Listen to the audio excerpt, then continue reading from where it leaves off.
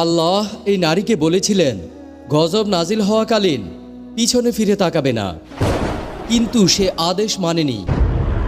আল্লাহর আদেশ অমান্য করে পিছনে তাকানো মাত্রই তার পুরো শরীর পাথর হয়ে যায়। প্রিয় ভিউয়ার্স, পবিত্র কোরআন এই নারী সম্পর্কে সম্পূর্ণ তথ্য বর্ণনা করেছে।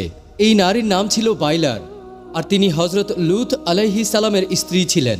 পবিত্র কোরআনে বর্ণিত পৃথিবীর 3 জন ভয়ঙ্কর পাপী নারীর বর্ণনা আজকের ভিডিওতে ধারাবাহিকভাবে থাকবে। প্রিয় ভাই ও বোনেরা, বিশেষ করে মা বোনদেরকে বলছি, আপনারা এই ভিডিওর সবগুলো পার্টস শেষ পর্যন্ত দেখার চেষ্টা করুন, কেননা এই 3 জন নারী সম্পর্কে আপনাদের সকলেরই জানা উচিত। কোন পাপের কারণে, কোন স্বভাবের কারণে তারা কোরআনে বর্ণিত পৃথিবীর সবচাইতে নিকৃষ্টতম 3 জন নারীতে পরিণত হয়েছেন। আপনি তাদের সম্পর্কে জানতে পারলে নিজে সেই পাপ থেকে দূরে থাকতে পারবেন।